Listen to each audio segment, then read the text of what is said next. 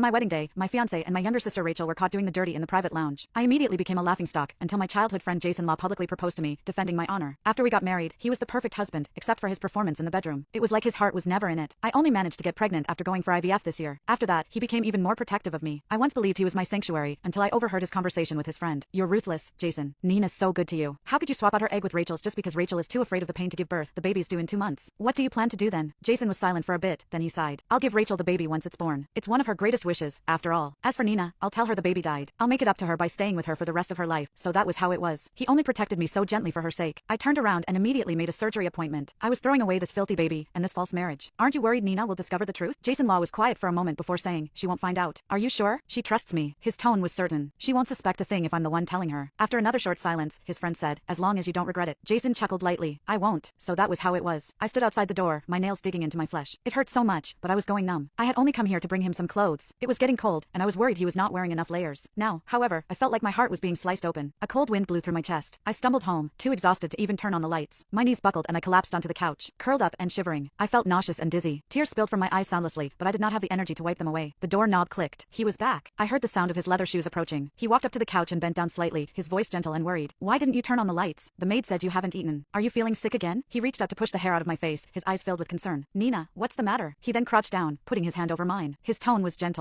If you don't eat, it's bad for the baby. I looked straight into his tender gaze. So love could be entirely an act. For years ago, my fiancé and my younger sister were caught having an affair at my wedding. My parents forced me to hand over my fiancé, saying family protected each other. They could not afford to lose face in public, so they declared that Rachel Gordon was the bride that day. Back then, Jason had publicly proposed to me. At the time, I thought he was my savior. After we got married, I stood behind him and silently supported him the whole time. I used my market acumen to help him invest and expand his business. Within a few short years, his company went from a nameless startup to one of the rising stars in the investment industry. When we went for IVF to conceive this year, everything seemed to be perfect. He hugged me and said this baby was the gift he had been looking forward to for years. His smile was so tender I could almost drown in it. Chapter 2 turned out it was just another trick. He was not the only one who could act. I blinked and curved my lips into a smile. I'm fine. I'm just a little tired. My voice was soft and slightly tired, as though nothing was amiss. He heaved a sigh of relief and comforted me gently. Okay, sleep early tonight. Why not? I could play this game before the surgery. After that, the curtains would fall on the charade. The next morning, Jason took me to a prenatal checkup. He asked questions about every little detail. Even the doctor laughed and praised him. You have a great husband. Not many men are this responsible these days. Jason held my hand, his gaze gentle. I've been looking forward to this baby forever. Of course I'll take good care of them. When we walked out of the consultation room, we bumped into my sister Rachel. She wore a loose-fitting dress, and a smug look flashed across her eyes when she saw us. I smirked inwardly when I saw her round belly. No wonder she said she had coincidentally fallen pregnant at the same time as me. She had been waiting for me the entire time. She approached me with a grin and a light-hearted tone. When are you due, Nina? She even held out her hand to touch my stomach. My gaze cold, I smacked her hand aside. What was that for? Anger flashed across Rachel's face. Before she could continue, however, I lowered my head and held my stomach, saying weakly, my stomach kinda hurts. Her words caught in her throat, and her expression instantly stiffened.